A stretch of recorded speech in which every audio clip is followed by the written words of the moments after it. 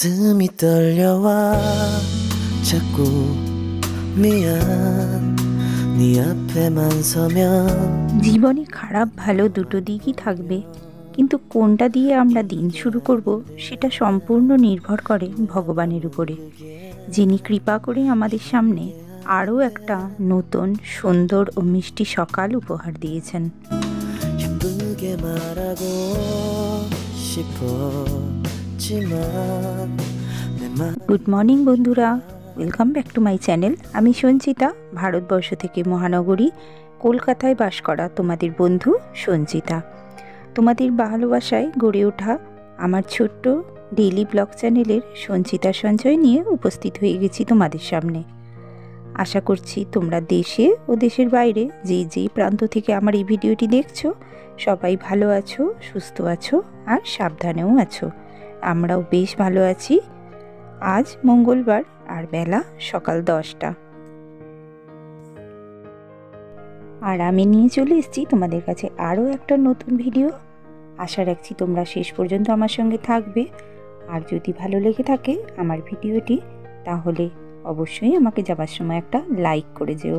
আর যে সমস্ত নতুন বন্ধুরা আজকে আমার ভিডিওতে এসেছো, তোমাদের যদি আমার এই ডেইলি ব্লগের কোনো অংশ একটুও ভালো লেগে থাকে তাহলে অবশ্যই আমাকে সাবস্ক্রাইব করে যেও।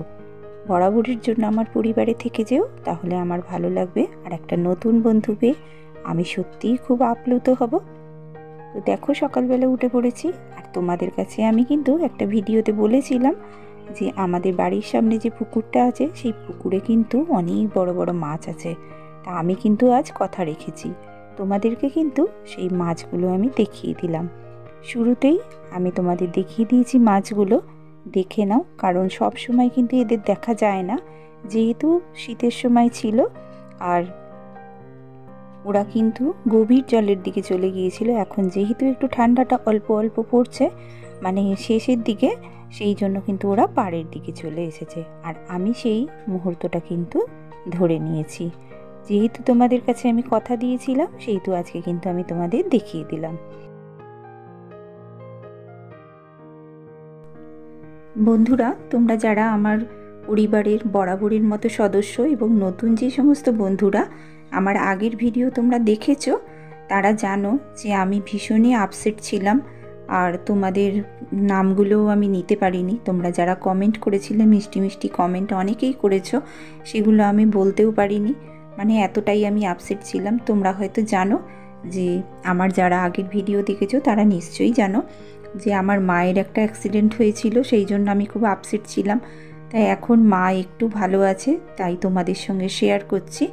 মা এখন একটু ভালো আছে বন্ধুরা, আর ডাক্তারের সঙ্গে কথা বলেছি আমরা, ডক্টর বলেছে যে ভালোর দিকে, কিন্তু যেহেতু অনেকটা বয়স হয়ে গেছে তো এখন যে মানে এই যে অ্যাক্সিডেন্টটা না হলে আমরা জানতেই পারতাম না, আরও অনেক কিছু ধরা পড়েছে। তো যাই হোক, যেটা আমার মায়ের কোনো দিনই ছিল না, হাই প্রেশার সেটাও ধরা পড়েছে, সুগার ধরা পড়েছে, থাইরয়েড ধরা পড়েছে। মানে জানো তো, মানুষের কোনো বিপদ না এলে বোধহয় সেটা বোঝা যায় না যে একটা মানুষ সুস্থ সবলভাবে হেঁটে চলে বেড়ালেও তার ভিতরে যে কোথা থেকে এই সমস্ত অসুখ রোগগুলো এসে ধরে। তো যাই হোক, আমাদের দেহ যখন আছে সেগুলো তো থাকবেই। তো বন্ধুরা, মা এখন একটু সুস্থ আছে এবং আমরা প্রতিদিনই কথা বলছি মায়ের সঙ্গে ফোনে। তা মায়ের মাঝে মাঝে জ্বরটা আসছে, সেটার জন্য একটু চিন্তা হচ্ছে, কিন্তু তবুও মা এখন তুলনামূলক আগের তুলনায় একটু ভালো আছে, বেশি না, খুবই সামান্য ভালো। তো মনটা একটু ঠান্ডা হয়েছে মায়ের সঙ্গে। মায়ের যখন গলাটা শুনতে পাই, তখন মা যখন ভালোভাবে কথা বলে তখন খুবই ভালো লাগে, কিন্তু যখন অসুস্থতা নিয়ে কথা বলে তখন সত্যিই মনটা ভারাক্রান্ত হয়ে যায় আর মনে খুব কষ্টও হয়। যাই হোক, আজ সকালবেলায় মায়ের সঙ্গে কথা হয়েছে, মা খুব ভালো পরিষ্কার স্পষ্ট কথা বলেছে, তাই জন্য মনটা একটু ভালো। আর তোমাদের কাছে তো আমি শেয়ার করেছিলাম আমার বাড়িতে কিছুদিন ধরে কাজ হচ্ছিল, এত ঘরদোরগুলো নোংরা হয়ে আছে যে কি বলবো, আমি তো কোনো কাজই করতে পারিনি। তারপরে ধরো এই এক সপ্তাহের ওপরে আমার মানসিক অবস্থা এমন ছিল যে আমি ঘরদোর ঠিকমতো পরিষ্কারও করতে পারিনি, ওই হাত ঝাড়া ওপর, আর সেটা তোমাদের কাছে আমি শেয়ারও করতে পারিনি। তা আজকে তাই জন্য ভাবলাম যে আমি সুন্দর করে আজকে ঘরটা কিন্তু ডিপ ক্লিন করে নিচ্ছি। দেখো, কারণ অনেক দিন যেহেতু ভালো করে পরিষ্কার হয়নি, আমি করতে পারিনি, তাই জন্য আজকে একটু সময় পেয়েছি, ওই জন্য আমি সমস্ত কিছু কিন্তু ডিপ ক্লিন করে নিচ্ছি। আর এই দেখো কলিন দিয়ে, যেহেতু আমার একটা রুটিন আমি করে রাখি, কিন্তু রুটিন ব্রেক হয়ে গিয়েছিল, সেই রুটিন ব্রেক করাটা আমি আবার সামলে নিলাম, নিয়ে কিন্তু আমি বাড়ির সমস্ত ফার্নিচারগুলো কিন্তু আমি কলিন দিয়ে মুছে নিচ্ছি। তো জানো, প্রতিদিন সূর্যোদয় হয়, কিন্তু সেটা আমাদের কাছে যখন পৌঁছায় তখন তার দৃশ্যটা অনেক সময় বিভিন্ন রূপে আমাদের কাছে আসে। কখনো মেঘে ঢেকে, কখনো কুয়াশা ঘিরে, অথবা চাদরে মুড়ে। কিসের চাদর জানো? বৃষ্টির চাদর। আমাদের কাছে অদৃশ্য হয়েও আসে। তা বলে কি সূর্যোদয় হয় না? অবশ্যই হয়, না হলে আমরা দিনের আলোর সঙ্গে প্রতিদিনের জীবনযাত্রাকে এগিয়ে নিয়ে যেতে পারতাম না, বলো? তেমনই আমাদের প্রত্যেকের জীবনযাত্রাও কিন্তু ঠিক সূর্যোদয়ের মতো। কখনো রৌদ্র ঝলমলে আকাশ দেখেই মনে হয় দিনটা আজ কত সুন্দর। আমাদের জীবনটাও ঠিক তেমনই, কখনো কুয়াশার আবরণে ঘেরা, তো কখনো বৃষ্টির চাদরে মোড়া। তবুও জীবন চলে, দিন যায়, রাত আসে, আবার নতুন সকাল আসে। সেই দিনটাকে আমরা কত সুন্দরভাবে মনের মতো করে সবার কাছে প্রেজেন্ট করি, বলো? তা সেই মনটাই যখন আমাদের বিক্ষিপ্ত হয়ে থাকে, তখন আর কোনো কাজই করতে ভালো লাগে না। আর কাছের মানুষরা যখন কষ্ট পায়, দুঃখ পায়, তখনও কিন্তু দেখবে মনটা আমাদের ভালো লাগে না, যেন মনে হয় এই যেন এক বিক্ষিপ্ত পৃথিবীতে আমরা বাস করছি। মনের ওপরে তো মানুষের কোনো জোর চলে না, বলো? মন যখন খারাপ থাকে তখন সত্যিই ঘরের কোনো কাজ করতে ইচ্ছা করে না, কারোর সঙ্গে কথা বলতে ইচ্ছা করে না, কোনো কাজ করতে ইচ্ছা করে না, খেতে ইচ্ছা করে না। কীরকম হয়? তোমাদেরও কি হয় বন্ধুরা? তাহলে অবশ্যই আমার সঙ্গে তোমরা একমত হবে। তাই আমার মনটা এতটাই খারাপ হয়েছিল যে আমার কোনো কাজই করতে ইচ্ছা করছিল না, জানো? আমাদের সামনে কিন্তু অনেক নতুন নতুন কর্ম সম্পূর্ণ করার জন্য সময় আমাদের পড়ে থাকে, কিন্তু আমরা সেই সময়টাকেও ধরতে পারি না। কাজগুলো আমাদের পড়ে থাকে বাড়তি হয়ে, কারণ সেই কাজগুলো যখন আমরা সময় দিতে পারি না তখন তো পড়ে থাকবেই। তাই জন্য আমি ভাবলাম না, আজকে আর ফেলে রাখবো না, অনেক দিনই হলো, একটু একটু করে কাজগুলো করি, কারণ এটাও তো আমার কাজের মধ্যেই পড়ে না। নিজেদের সংসার ধর্মকে সুস্থ, স্বাভাবিক ও শান্তিময় করে তুলতে ধৈর্য আর কর্মনিপুণতা আমাদের রাখতেই হবে। সবার প্রতি যত্নবানও হয়ে থাকতে হবে। দুঃখকে তো নিয়ে সারা জীবন কেউ থাকতে পারে না। আর নিজেকে যত তুমি কাজের মধ্যে এঙ্গেজ করে রাখবে, ততই দেখবে তোমার মনে শান্তি থাকবে। তা আমি ভাবলাম না, যখন একটু ভালো আছে তাহলে উঠে কাজগুলো করেই নিই। প্রতিদিন সংসারের কর্মের মধ্যে আমাদের যে ভাবনাটা যদি সব সময় উচ্চস্তরের হয়, যে আমাকে ভগবান এই সংসারের কর্ম সম্পূর্ণ করার জন্যই পাঠিয়েছেন, আর আমার ঘরটাই হলো আমার কাছে মন্দিরের মতো, আর মন্দিরে যে সমস্ত দেবতারা থাকেন তাদের সেবা দেওয়াই হলো আমার কাছে ভগবানের সেবা। যখন তাদের অন্ন বা খাদ্য পরিবেশন করি, সেটা আমাদের ঈশ্বরকে যেভাবে ভোগ দিই, ঠিক সেই মনোভাব নিয়ে যদি আমরা সংসারের সমস্ত কাজগুলোকে করি, তাহলে দেখবে জীবনে কোনো দুঃখ, কোনো কষ্টই থাকবে না। যারা শুধু ঈশ্বর সাধনা করেন, তারা তো ভগবানের সমস্ত কাজকেই ঈশ্বরের সেবা করছি বলে এই মনোভাবেই করেন। আর আমরা যে মন্দিরটা পেয়েছি, সেখানেই সেবা দেওয়াটা আমাদের কর্ম। এর মধ্যে আছে ভীষণ আনন্দ, যেটা আমরা কর্মের মধ্যে পাই। আর যখন আমাদের কাছে এসে সবাই চায়, সব থেকে বেশি ভালো লাগে কখন জানো? যখন সবাই এসে বলে যে কি খাবো। আমার যেন তো খাবার প্রেজেন্ট করতে খুব ভালো লাগে। যখন কেউ বলে যে আমাকে খেতে দাও, আমার যেন মনে হয় যে প্রত্যেকটা মানুষের মধ্যেই তো ভগবানের বাস, প্রত্যেকটা মানুষের মধ্যেই ঈশ্বর থাকেন। তাই জন্য আমি যখন পুজো দিই ঠাকুরের কাছে, কত যত্ন সহকারে ঠাকুরকে খেতে দিই। আর যখন মানুষ খেতে চায় বা মানুষকে যখন আমি খেতে দিই, তার মধ্যেও সেই ভগবানটাই থাকে, কিন্তু আমাদের দৃষ্টিভঙ্গি থাকে আলাদা। কারণ ভগবান কথা বলতে পারে না, মানুষ কথা বলতে পারে। আর মানুষের মধ্যেও যে ভগবানটা আছে, আমি যদি সমদৃষ্টি দিয়ে ভগবান আর মানুষ দুটোকে এক করি, তাহলে দেখবে তার সামনে যদি আমি খাবার তুলে দিই আর সেই খাবারটা সে যখন খায়, সেই যে প্রশান্তি, সেই যে শান্তি দেখবে তুমি আর কোথাও পাবে না।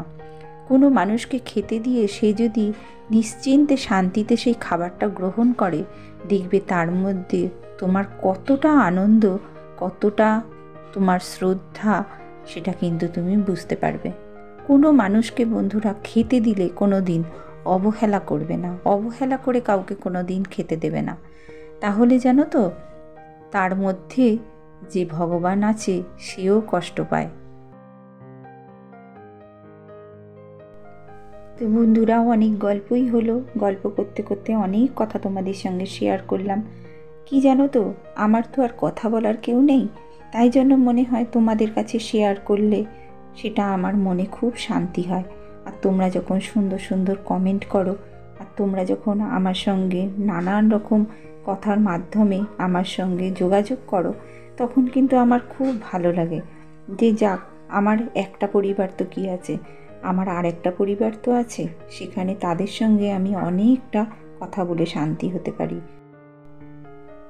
তো জানো বন্ধুরা, এই এত পুরো শীতটা গেছে, এই শীতের মধ্যে যত জামা কাপড় মেয়ে সমস্ত এই ইয়েটার ওপরে রেখে দিয়েছে, বার করে করে পড়তে গেছে। পরীক্ষা ছিল, ওর পরীক্ষা শেষ হয়ে গেছে, পরীক্ষা ছিল, তা আমি ভাবলাম এখানটা ভালো করে আজকে পরিষ্কার করে নিই, এই আনলাটাকে একটুখানি মুছে টুছে ভালো করে পরিষ্কার করি। কারণ সারা বাড়িটাই আমি তোমার ওই কোলিন দিয়ে পরিষ্কার করে নিলাম, তোমরা দেখছো এতক্ষণ ধরে। আর এই যে আনলাটাকেও ভালো করে কিন্তু কলিন দিয়ে মুছে নিলাম, কারণ প্রচুর ধুলো পড়ছে। আর যেহেতু বাড়িতে বালি সিমেন্টের কাজ হয়েছে, সেহেতু চারিদিকে জানো তো একটা সাদা সাদা ধুলো হয়ে আছে। আমি প্রতিদিনই ঘরটা মুছছি, ঘর না মুছলে তো হবেই না, চারিদিকে বালি সিমেন্ট কিচকিচ করছে আর একদম চারিদিকে সাদা সাদা হয়ে আছে, সেইগুলো সব আমি ঘরটা পরিষ্কার করে নিলাম। আর আমি এখনও পর্যন্ত তোমাদের রান্নাঘরটা আর আমার এই পাশের ঘরটা দেখাতে পাচ্ছি না বন্ধুরা, তোমরা কিছু মনে করো না, কারণ আমার জানো তো রান্নাঘরটা আর পাশের ঘরটা না এখনও আমার কাজ বাকি আছে। কাজ বলতে একটুখানি ওর বাবা বলছিল রং করিয়ে নিয়েই তারপরে আবার নতুন করে মানে সমস্ত কিছু জিনিস ঢোকাবো, তাই জন্য কিন্তু আমি তোমাদের আর মানে রান্নাঘরটা পুরোটা দেখাতে পাচ্ছি না। ওই যেটুকু পোর্শনে রান্না করছি সেটুকুনি পোর্শনই তোমাদের দেখাচ্ছি। আগের ভিডিওতে তোমাদের একটা দেখিয়েছিলাম যে আমার রান্নাঘরটা পরিষ্কার না করলে তো আমি রান্না করতে পারছিলাম না, তাই জন্য একটুখানি ভালো করে পরিষ্কার করে নিয়েছিলাম, মুছে টুছে আর ঝেড়ে নিয়েছিলাম। তা ওর বাবা বললো যে ঝেড়ে যখন নিয়েছো তাহলে একটু রঙই করিয়ে দেবো। তা রং হয়নি বলে জানো বন্ধুরা, তোমাদের আমি আর দেখাতে পাচ্ছি না, সেটা রংটা হয়ে যাক তারপরে। আর জানো, আর এই যে যত বিপদ আপদ সমস্ত কিছু হলো, মন মেজাজও ভালো ছিল না, তাই জন্য আর রঙের মিস্ত্রিও আসতে চাইছে না, সে অন্য কোথায় কাজ নিয়েছে বলে আমার যেন সমস্ত একসঙ্গে হয়ে পড়ে আছে এক জায়গায়। যত জিনিস ছিল সব একসঙ্গে পড়ে আছে, কিচ্ছু গোছানো নেই। আমি নিজের মানে চেনা জিনিসগুলোকেই চিনতে পারছি না, সব এলোমেলো হয়ে গেছে। আর কি বলবো, এত অসুবিধা হচ্ছে যে কি বলবো। তাই যে আমার বিছানা টিছানা সমস্ত কিন্তু গোছানো হয়ে গেছে, হ্যাঁ। আর তাই জন্য আমি এই খাটের পাশটাসগুলো মুছে নিচ্ছি, কারণ ভীষণ সাদা সাদা হয়ে আছে ধুলোবালিতে। আমি কিন্তু 2 ঘন্টার মধ্যে সমস্ত আগোছালো বাসি ঘর পরিষ্কার করে নতুন করে ফেললাম। আর যত মানে নোংরা ছিল সমস্ত কিন্তু আমি বার করে দিলাম। আর আমার রান্নাও কিন্তু আজকে হয়ে গেছে। তো আমি দেখো সমস্ত কাজ সম্পূর্ণ করলাম। তো যেসব বন্ধুরা আমাকে কমেন্ট করেছো তাদের মধ্যে তারা কিন্তু খুব সুন্দর সুন্দর কমেন্ট করেছো। যেমন রাখি দাস, তুমি বলেছো আজ প্রথম আপনার ভিডিও দেখলাম, খুব সুন্দর লাগলো দিদিভাই, আপনার পরের ভিডিওর অপেক্ষায় থাকলাম। অসংখ্য ধন্যবাদ দিভাই, তুমি আমার ভিডিও দেখেছো, তার জন্য খুব ভালো। অবশ্যই তুমি আমার সঙ্গে থাকো, আমিও তোমার সঙ্গে আছি। আর আসিফ ফারজানা ব্লগস, তুমি বলেছো অনেক ভালোবাসা আমাকে জানিয়েছো, আর আজকে থেকে আপনার পরিবারে সব সময় থেকে যাব। Sipra's lifestyle, Soma Ganguly, Lakshmi's daily life with Rakhi, Soma Bose 28।